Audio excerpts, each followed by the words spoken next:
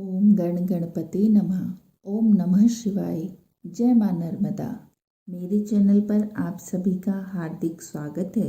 आज मैं आप सबको व्यास तीर्थ की महिमा बता रही हूँ। आज मैं स्कंद पुराण के रेवा खंड में वर्णित व्यास तीर्थ की महिमा का पाठ कर रही हूँ। आरंभ करने से पहले आप सभी से अनुरोध है, जो भी मेरे चैनल पर नए जुड़े हैं वो मेरे चैनल को लाइक, शेयर और सब्सक्राइब कर लें और बेल आइकन को दबाकर उसे ऑल पर सेट कर लें।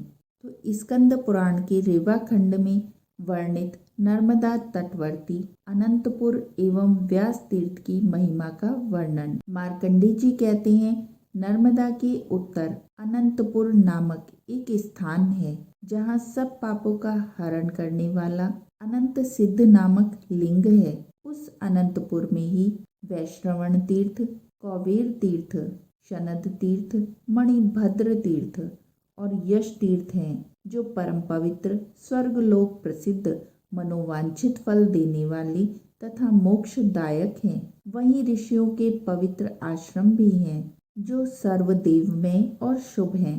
वहाँ स्वार्णी, कौशिक, अपमर्षण, शाकल्य, कुशाकर्ण, शरभ, अग्निगर्भ ये तथा और भी बहुत से उत्तम व्रत का पालन करने वाले महर्षि रहते थे, जो तपस्या करके इस नर्मदा तीर्थ के महात्म्य से स्वर्गलोक को प्राप्त हुए हैं। ऋषियों में श्रेष्ठ वाल्मीकि जी ने भी इसी तीर्थ के प्रभाव से ब्रह्म तेज से संपन्न शरीर प्राप्त किया था। इक्ष्वाकु, कुवलयाशव, दिलीप, नहुष, वेणु, राजा ययाति, अजपाल ये तथा अन्य भी बहुत से राजाओं ने अनंतपुर में निवास किया।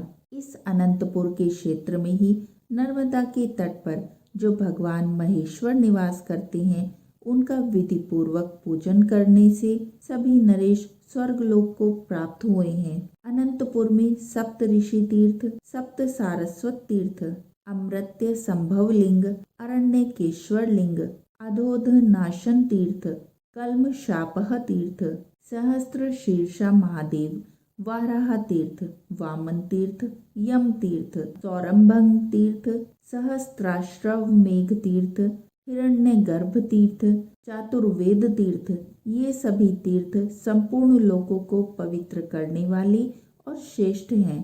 पर्यंक पर्वत से पश्चिम जहाँ तक अनंतपुर का क्षेत्र है, वह परम शुभ है। इसके भीतर जिनकी मृत्यु होती है, वे दान धर्म से रहित हों तो भी 14 इंद्रों के समय तक स्वर्गलोक में प्रतिष्ठित होते हैं। तदंतर द्वीपेश्वर नामक उत्तम तीर्थ है, जो व्यास तीर्थ कहलाता है। यहाँ स्नान करके मनुष्य अश्वमेघ यज्ञ का फल पाता है। वह इच्छानुसार उत्तम फल देने वाला श्रेष्ठ तीर्थ है।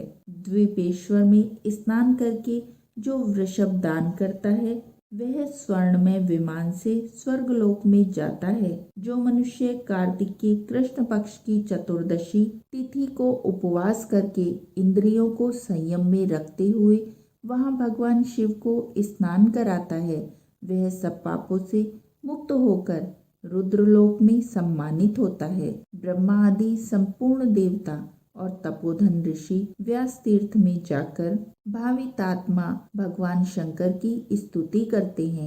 दूसरे भी जो सिद्ध, गंधर्व, किन्नर और नाग आदि हैं, वे नाना प्रकार के स्तोत्रों से भगवान शंकर का स्तवन करते हुए कहते हैं कि जिनके हाथ में शक्ति है, जिनके समान शक्तिशाली पीर दूसरा कोई नहीं है, वे समस्त देवताओं द्वारा आराधित और पूजित सुरश्रेष्ठ भगवान भूतनाथ, जिनको चाहे ऊंचा उठा सकते हैं और जिन्हें चाहे अवनति में डाल सकते हैं, जिनके एक बाण से त्रिपुर भस्म कर दिया गया, जिनके ललाटवर्ती नेत्र द्वारा देखने मात्र से कामदेव भस्म हो गया और जिन्होंने अपने श्रेष्ठ त्रिशूल से अंधकासुर को चीर डाला, उनके साथ कौन विरोध कर सकता है। जिन्होंने अपनी जटा के अग्रभाग से जलराशि की उत्ताल तरंगों से संयुक्त गंगा जी को धारण कर रखा है, जिनके चरणाबिंद के अंगुष्ठ का तनिक सा दबाव पाकर लंकापति रावण मूर्छित होकर गिर पड़ा था, जिन्होंने समस्त देवताओं और असुरों के समक्ष दक्ष के यज्ञ का क्षण भर में विध्वंस कर डाला था, जिनके लिंग में विग्रह के पूजन से मनुष्य मनोवांछित फल को प्राप्त करता है। उन भगवान शंकर के समान या उनसे बढ़कर दूसरा कौन देवता है जो विधि पूर्वक महादेव जी की आराधना करके यस्यारित शक्ति इत्यादि स्तोत्र का प्रातःकाल प्रयत्न पूर्वक पाठ या स्मरण करता है। यह भगवान शंकर का पार्षद होता है। जो इस स्तोत्र का महादेव जी के समीप पाठ करता है, उसके ऊपर व्यासेश्वर शिव तथा नर्मदा दोनों ही प्रसन्न होते हैं। तदंतर उत्तम व्रत का पालन करने वाले मुनियों तथा व्यास जी ने नर्मदा तट पर पितरों का श्राद्ध किया। यह श्राद्ध करने से पितृगण 12 वर्षों तक तृप्त रहते हैं। तो इस प्रकार ये व्यास तीर्थ की महिमा का पाठ यही समाप्त होता है। आशा है आपको पसंद आया होगा। ओम नमः शिवाय। जय मां नर्मदे।